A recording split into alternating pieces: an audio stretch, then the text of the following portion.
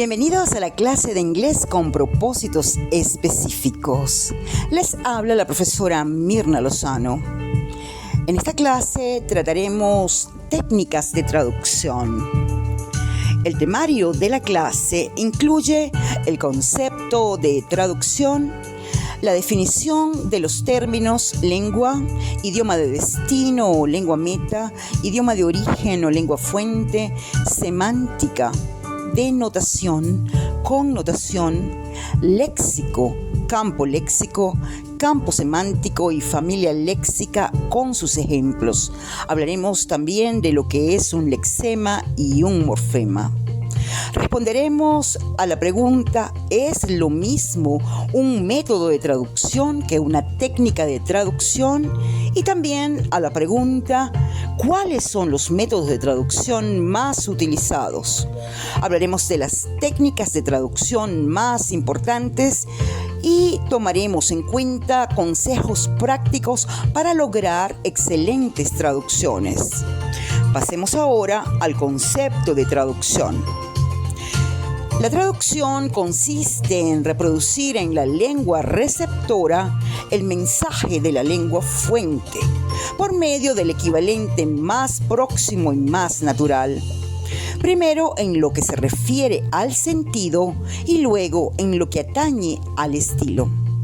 Por lo tanto, traducir es enunciar en otra lengua o lengua meta lo que ha sido enunciado en una lengua fuente o lengua original, conservando las equivalencias semánticas y estilísticas. Lo ideal es que la lengua meta sea la lengua materna de quien traduce. Esto es lo que se llama traducción directa. La traducción desde nuestra lengua materna a otra lengua se denomina traducción inversa. El término traducción se reserva para los textos escritos, mientras que la traducción de textos orales se denomina interpretación. Pasemos ahora a la definición de términos. Lengua. Las lenguas son formas lingüísticas de comunicación estándar entre hablantes, reconocidas de manera oficial por gobiernos o autoridades.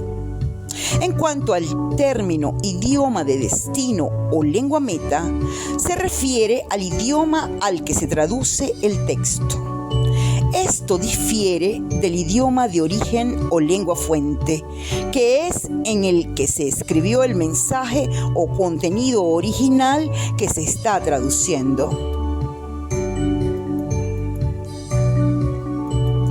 Pasemos ahora a la definición de semántica. La semántica puede dividirse en semántica estructural y semántica léxica. Incluye conceptos como denotación, que es la relación entre una palabra y aquello a lo que se refiere, y la connotación, que es la relación entre una palabra y su significado de acuerdo a ciertas experiencias y al contexto de quien las interpreta. Ahora hablaremos de léxico. Puede llamarse léxico al vocabulario de una lengua. El concepto de léxico encierra varios significados, todos ellos ligados al mundo de la lingüística. Léxico es el vocabulario de un idioma o de una región. También lo que incluye el diccionario de una lengua. También los modismos de las lenguas y las palabras conocidas de un idioma, es decir, su vocabulario, que es lo que recogen los diccionarios de dicha lengua. Es un conjunto de palabras y de significados asociados. Así podríamos definir de una forma simple el léxico. Sin embargo, el léxico funciona en diferentes niveles, como lo son el de la lengua formal, En este caso, los significados ampliamente utilizados y aceptados por las instituciones de la lengua y por la mayoría de los hablantes. Y también tenemos el plano de la lengua informal. Este existe porque cada comunidad adapta la lengua a sus necesidades, generando así un léxico comunitario local o que está geográficamente delimitado. Así, el idioma contempla un léxico general, mientras las comunidades crean uno específico de uso puntual. Es algo semejante a lo que ocurre con el lenguaje técnico o especializado, que emplea palabras de uso específico circunscrito a determinados grupos del saber, como ocurre con la terminología científica, médica, jurídica, etc.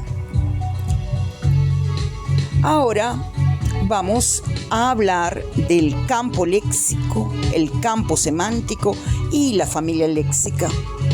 El campo léxico se puede definir como una agrupación de palabras, las cuales están relacionadas entre sí con respecto a un tema y que pueden tener diferente categoría gramatical. Cuando hablamos del campo semántico, podemos decir que son palabras de la misma categoría gramatical que están dentro de la misma agrupación de palabras. En el campo semántico hay lo que se llama un hiperónimo, que es la palabra que incluye a las otras palabras que son llamadas hipónimos, porque son las palabras que están dentro del hiperónimo. Ahora pasamos a la familia léxica y podemos decir que son palabras que comparten el mismo lexema. Definimos lexema como la unidad mínima de significado en una palabra. Es el núcleo o raíz de una palabra que le otorga su significado principal. Los morfemas son las unidades más pequeñas de significado en una palabra. Pueden ser prefijos, sufijos o raíces que se combinan para formar diversas palabras. Ahora vamos a ver los ejemplos de campo léxico. Si nos referimos a la palabra familia, podríamos relacionarla con la palabra madre, padre, hijo, sobrinos, hogar y todas las que tengan que ver con familia. Si hablamos de león, podríamos pensar en África, en una sabana, en un zoológico, que es un mamífero, que es carnívoro y todas sus otras características. Si hablamos de escuela, hablamos de profesora, de profesor, de lección, apuntes, libros, estudios, compañeros y todo lo que tenga que ver con escuela o con aprendizaje. Si hablamos de mar, el mar, pues podemos relacionarlo con una ola, con un barco, con la palabra marítimo, con marea, con océano, con golfo, con playa, con marinero, con navegar, con acantilado, naufragio. Y si hablamos de ordenador o computadora, pues podríamos relacionarlo con pantalla, teclado, ratón o mouse, informática, digital, virtual, artificial, teclear, escribir, mirar, buscar y todo lo relacionado.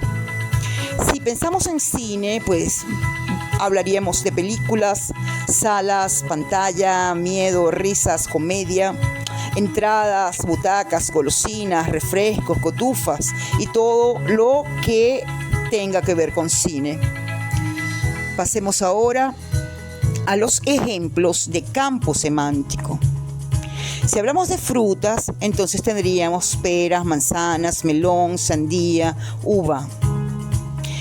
Hablando de animales, podríamos incluir perro, gato, tigre, león, murciélago y todos los animales que están en este planeta. Si nombramos vegetación, podríamos relacionarlo con flores, hierba, árboles, arbustos y muchos otros casos característicos relacionados a vegetación.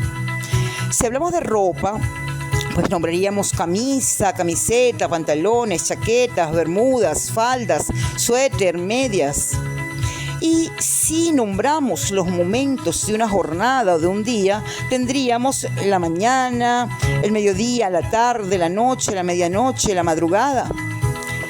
Y si nos referimos a capitales del mundo, pues podríamos nombrar a Caracas, Buenos Aires, Lima, Santiago de Chile, Washington, Budapest, París, Madrid, Viena, Praga y todas las otras que existen. Pasemos ahora a los ejemplos de familia léxica. En este caso podemos observar que en la palabra libro hay varias palabras derivadas, como lo son librero, librería, libreta, portalibros, libreto, etc. Si decimos casa, pues podríamos relacionarlo con casero, con caserío, con el diminutivo casita, casino, casucha y todas las relacionadas. Pan, panadero, panadería, panificadora, empanada, panecillo. Luz, luminoso, iluminar, iluminación, luciérnaga, lucero, lúcido, translúcido, contraluz, reluciente, lucir. Si decimos luna, pues podríamos tener también palabras derivadas como lunar, lunita, lunas, sublunar, alunizar, alunado, lunático, lunes, plenilunio, semilunio, interlunio, lunario y muchas otras más. En cuanto a papel, tenemos papeles, que sería el plural, papelito, que sería el diminutivo, empapelado, empapelar, papelería, papelera, papeleros, pisapapeles, portapapeles, traspapelar, papeleta, papeleo y muchas más. Pero lo interesante acá es ver que una palabra hace que existan una serie de palabras derivadas. Ahora vamos a hablar de nuestra pregunta, ¿qué es lo mismo un método de traducción que una técnica de traducción?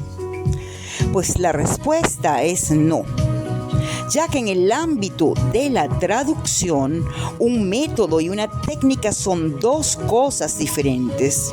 Un método de traducción se aplica a todo el texto de la traducción, mientras que las diferentes técnicas de traducción se pueden emplear en el mismo texto, dependiendo de los elementos lingüísticos y casos específicos que haya que traducir.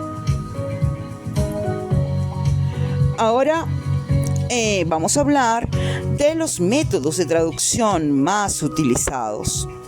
Tenemos la traducción comunicativa, la traducción literal, la traducción libre, la traducción fiel. En cuanto a la traducción comunicativa, podemos decir que este método también es conocido como traducción interpretativa y pretende mantener el propósito del texto original, lo que garantiza que el texto traducido tenga el mismo impacto en el lector que el texto original, o sea, el que está escrito en la lengua fuente. Ahora pasamos a la traducción literal. Este enfoque consiste en reproducir la estructura lingüística del idioma original tal cual como es. Para ello, se traducen de forma meticulosa sus componentes lingüísticos, palabra por palabra, locución a locución, oración a oración. En cuanto a la traducción libre, podemos decir que este método es algo que es un poco diferente, porque quien traduce se aleja de la estructura del texto original para reproducir el mensaje del autor de la forma más libre o según su criterio. En relación con la traducción fiel, Este método es una forma académica y crítica de traducción que se suele emplear con fines literarios o documentales. Enfatiza la precisión y la fidelidad con respecto al texto original. Ahora vamos a hablar de las técnicas de traducción más importantes. Tenemos la traducción literal, el préstamo semántico, la técnica del calco léxico, la transposición, la modulación, la equivalencia, la adaptación y la compensación. Cuando hablamos de la traducción literal, podemos decir que es una traducción palabra por palabra. Se puede utilizar cuando dos idiomas tienen similitudes formales y semánticas. Da por hecho la equivalencia exacta entre palabras distintas. En realidad, este tipo de traducción prácticamente no se usa, ya que hay muy pocas palabras que tengan una única traducción en un idioma. Esto ocurre con los nombres de objetos concretos como cat, gato, window, ventana, y en la combinación de inglés-español con palabras que expresan sentimientos o conceptos abstractos e intangibles, como lo son love, que es amor, y death, que es muerte. Ahora hablaremos del préstamo semántico. En cuanto al uso de préstamos semánticos, podemos decir que es una técnica de traducción que consiste en incorporar una palabra o combinación de palabras del texto original al texto de destino. Estos términos prestados suelen escribirse en cursiva en el texto traducido.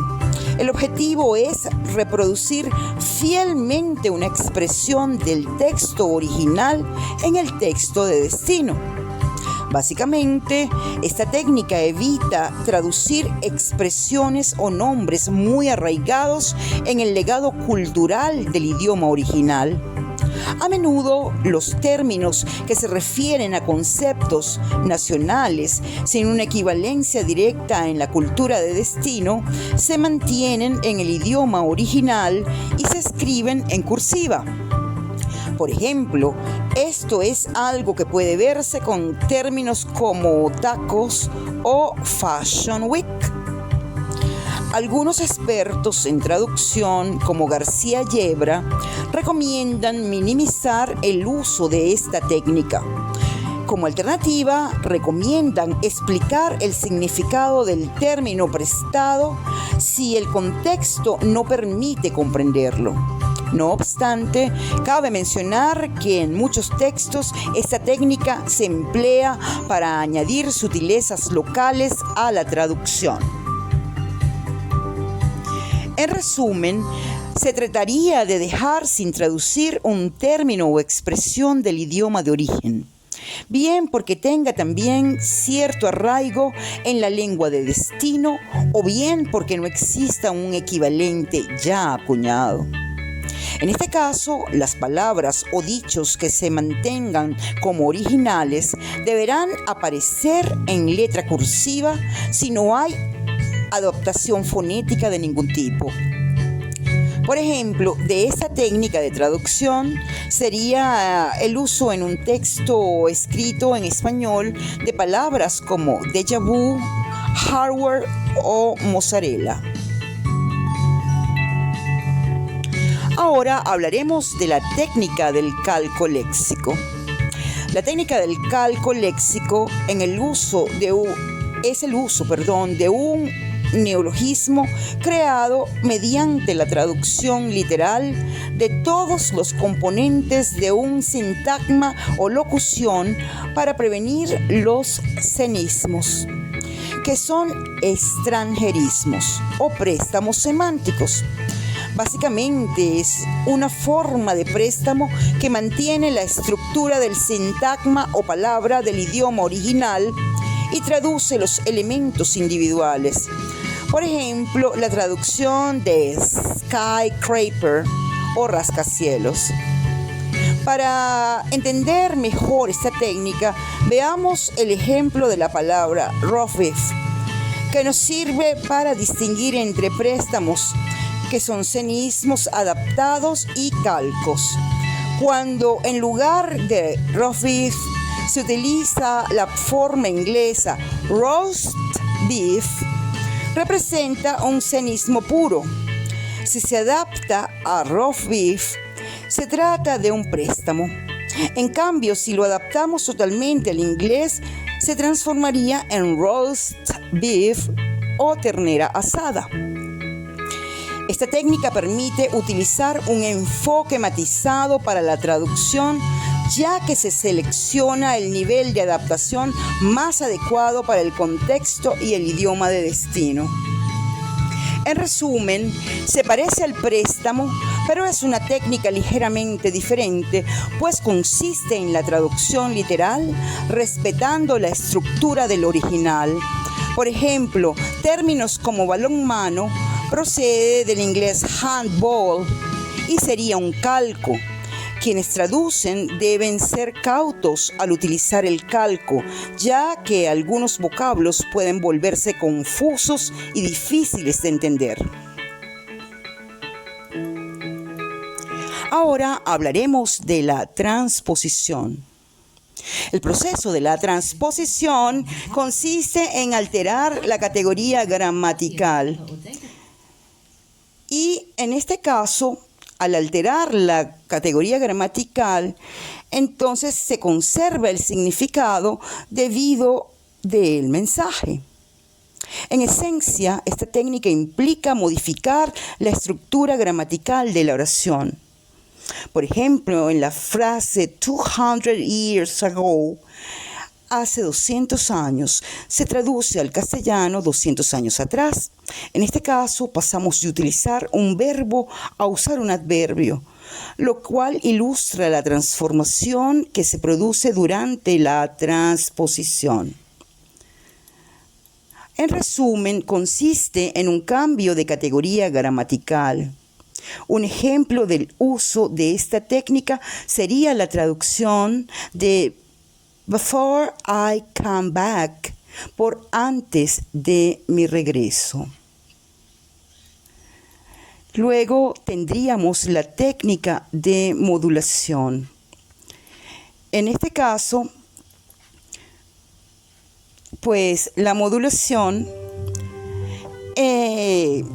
consiste en adaptar la base conceptual de un término. Es decir, que se cambia el punto de vista o perspectiva sin modificar el significado original. Este proceso opera en un nivel superior y más abstracto y requiere la adopción de un punto de partida metafórico distinto. Por ejemplo, el término health insurance, seguro de salud, se traduce al castellano como seguro de asistencia médica. Por lo menos así sucede en el español de Venezuela. En este caso, aunque el punto de vista ha cambiado, el significado central permanece intacto. En resumen, al emplear esta técnica, el que traduce transmite una idea, cambiando la forma en la que se expresa, y esto en la lengua original, pero se mantiene su esencia. Se produce, por tanto, un cambio semántico o de perspectiva. Como por ejemplo, en la modulación podemos decir que traducir la expresión en inglés "don't get so excited" por la española "cálmate". Los cambios de voz pasiva a voz activa serían otro buen ejemplo de lo que es la modulación. Ahora pasamos a equivalencia. En traducción, la equivalencia consiste en intentar expresar la misma situación o significado utilizando medios formales y estilísticos totalmente distintos. Se utiliza comúnmente al traducir dichos, refranes o proverbios específicos de una cultura. Por ejemplo, la expresión inglesa "It's raining cats and dogs" literalmente están lloviendo gatos y perros. En español es "está lloviendo a cántaros". Con esta técnica se mantiene la esencia de la expresión, aunque las palabras literales cambien. En resumen, es el recurso más empleado a la hora de traducir refranes o frases hechas, ya que se trata de emplear la estructura equivalente ya acuñada para expresar la misma idea. Por ejemplo, el equivalente acuñado del refrán español "las desgracias nunca vienen solas" sería la inglesa "It never rains but it pours". Ahora pasamos a la adaptación. Esta técnica, también conocida como sustitución cultural o equivalencia cultural, consiste en sustituir un elemento cultural del idioma original por uno más adecuado en la cultura del idioma de destino. Por ejemplo, pensemos en la práctica cultural del té. Aunque en inglés se suele hablar de quedarse a tomar el té, en Venezuela es más habitual hablar de ir a tomar un café. También en España. Otro ejemplo sería la locución del inglés americano "tailgate party", que se refiere a un encuentro social en el estacionamiento de un acontecimiento deportivo, en el que normalmente hay comida, bebida y un ambiente de camaradería.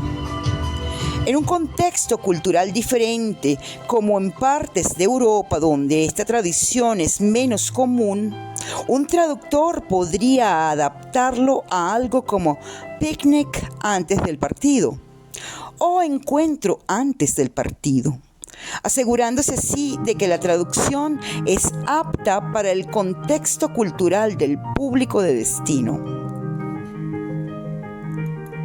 En resumen, esta técnica también es conocida como equivalente cultural y consiste en sustituir elementos culturales del texto de origen por otros que se adapten mejor a la civilización de la lengua de destino.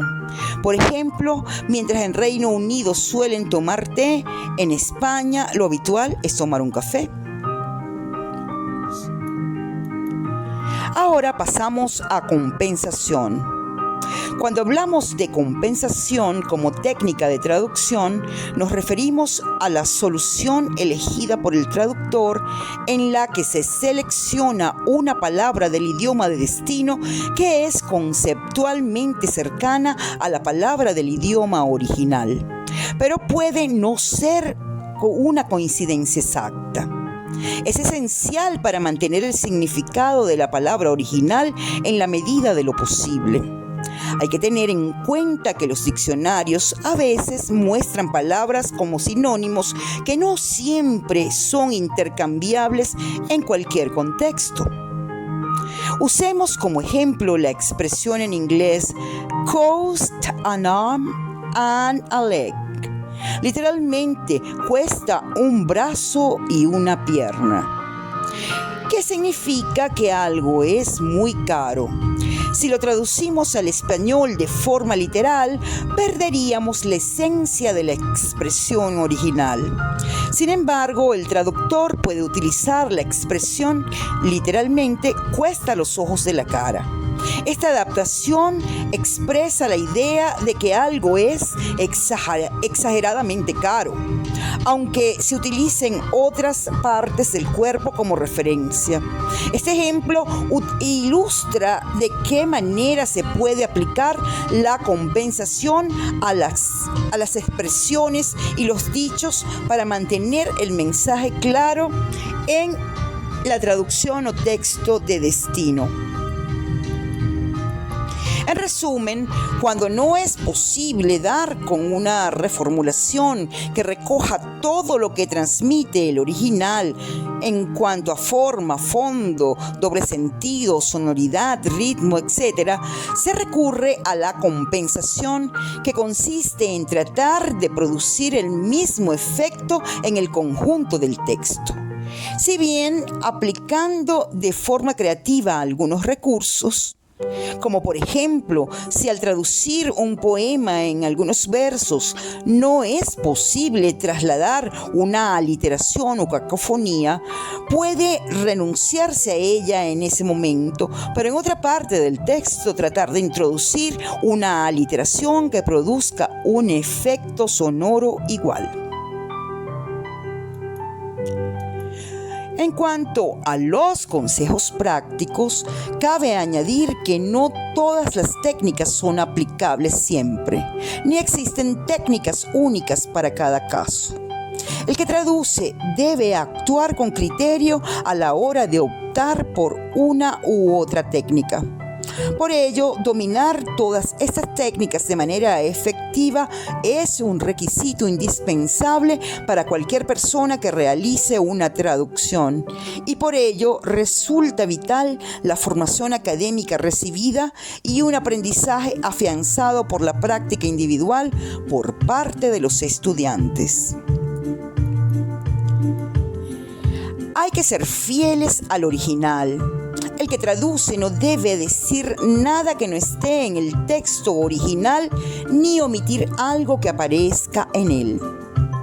También debemos construir un texto, frase u oración que respete las normas y tendencias sintácticas y morfológicas de la lengua meta, lo que implica un buen conocimiento de ellas. Entonces es importantísimo aquí saber muy bien tu lengua materna, porque así puedes hacer una traducción que realmente coincida con la realidad de tu lengua materna y tu contexto cultural. Por ejemplo, es habitual que quienes traducen del inglés incluyan muchas más oraciones en voz pasiva de las que habitualmente emplea el español. Algunas son sencillamente incorrectas, las que se forman con verbos intransitivos en español. Otras poco naturales en nuestra lengua, que tiende a la voz activa tanto como el inglés a la pasiva. Hay que tener también cuidado con los falsos amigos.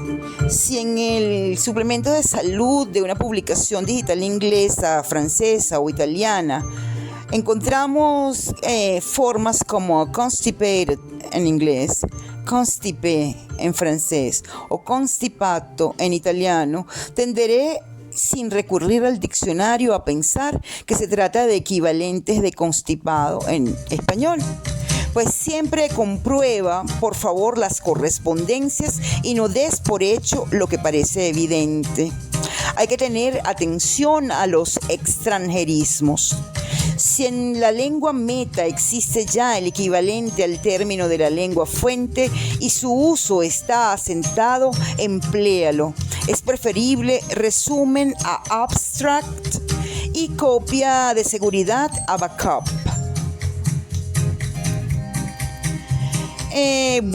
Otro consejo importante: no te obsesiones con los significados literales de las palabras. Normalmente, para decir lo mismo, las lenguas se refieren a la realidad de modo diferente.